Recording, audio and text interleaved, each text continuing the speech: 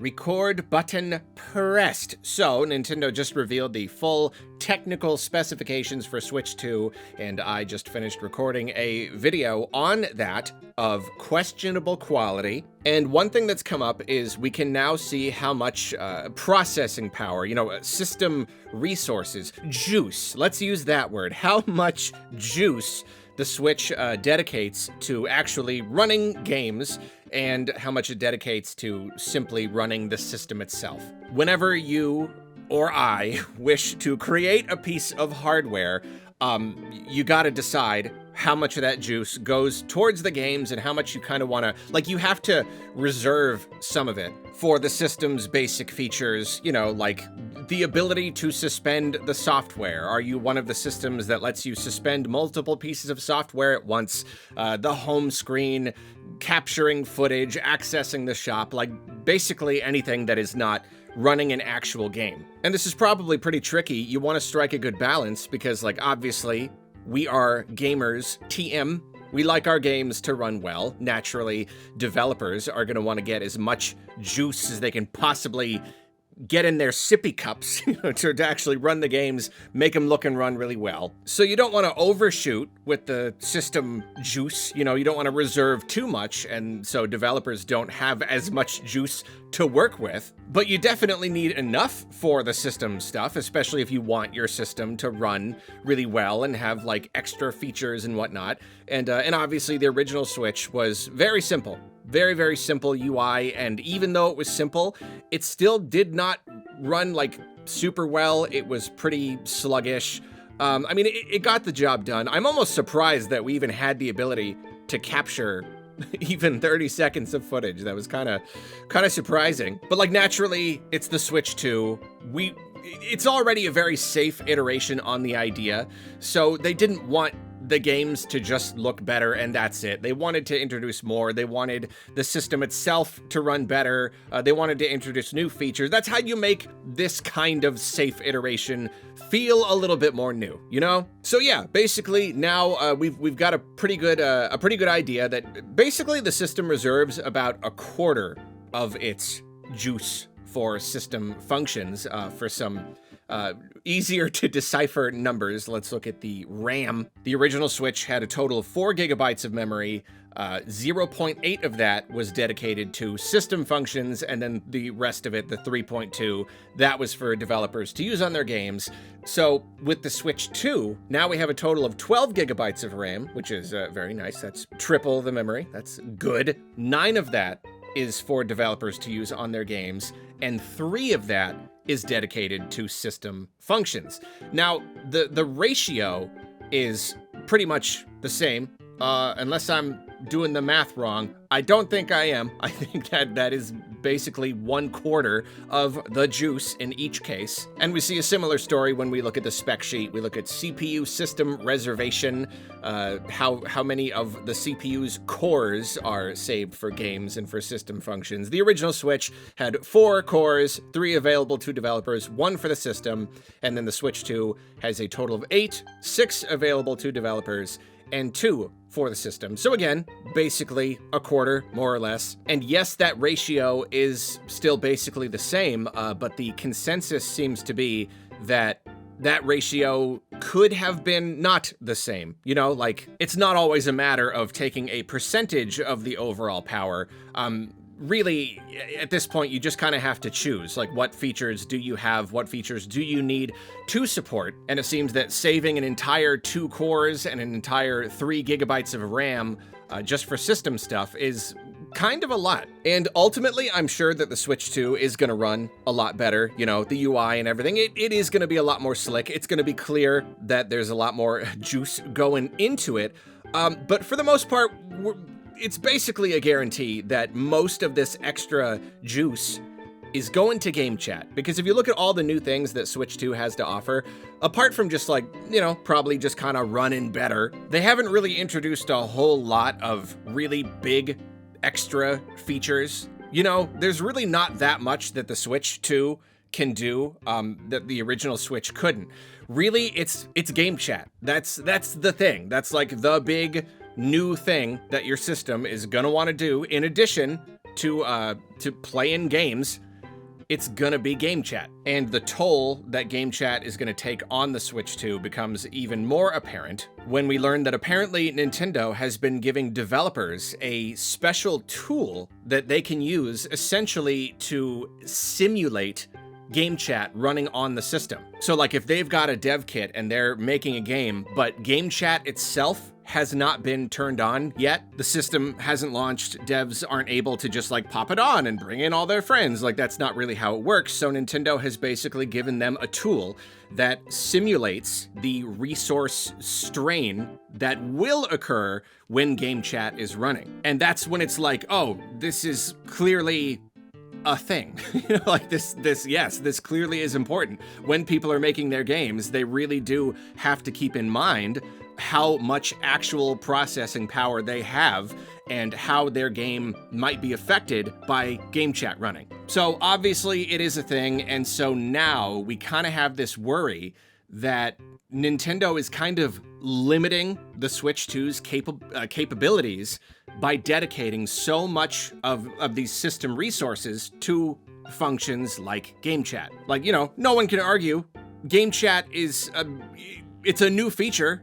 There are people who are really going to enjoy this. This is a really big part of the Switch 2's identity. Nintendo, after all these years, they're finally going for the whole like chat friend thing. They finally want us to be able to talk to each other on our systems. But is it possible that our games themselves, like the real point, the actual point of a piece of video game hardware at the end of the day is to run the games? And is it possible that the games are going to run significantly less well just because of the existence of GameChat?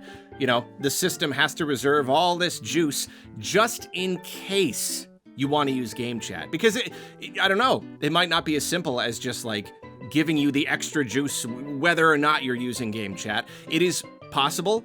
I really don't know. Is it possible that you're playing a game and then you turn on GameChat and suddenly you have like a really visible drop in performance and quality? I mean, it's not going to be that visible. It's not going to suddenly run like trash, but I don't know. It could take a serious hit, You might be, like if you hold them up side by side, maybe you'd be able to tell. I really don't know. Like essentially, we have to wonder, is Nintendo gonna give developers the ability to kind of bypass this and utilize some of that other juice and bring it back to the games? Or is this like, no, like this stuff here, it is cordoned off. This is only for use with the system. Whether or not you've got GameChat on is going to have no difference. It's going to make no difference at all. And if that is the case, then yeah, that is a bit of a thing. That is a bit of a thing we got to consider here. If Nintendo is kind of, I don't know, what's the word, nerfing kind of their games and just the very like raw graphical capability of their system, just in case you want to use GameChat. Yeah. I mean, it's basically the 3DS situation, isn't it? It's basically the same thing. Here, you've got a system, and that system has a feature, and that feature really has nothing to do with the playing of the games themselves, and yet it's kind of a selling point. And so you've got to dedicate some of the hardware power to it.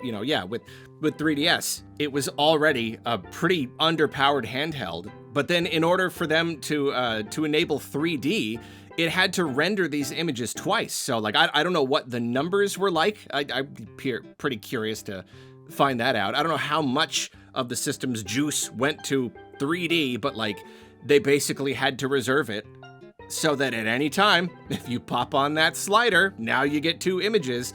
And of course, if you don't care about 3D, then there you go. Your games permanently do not look and run as well as they could, just in case someone somewhere wants to use 3D.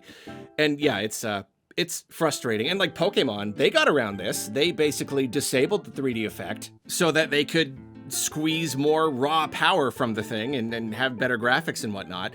And of course, you see developers doing this kind of thing. The Wii U was basically the same thing. It needed to have extra juice to have a second display.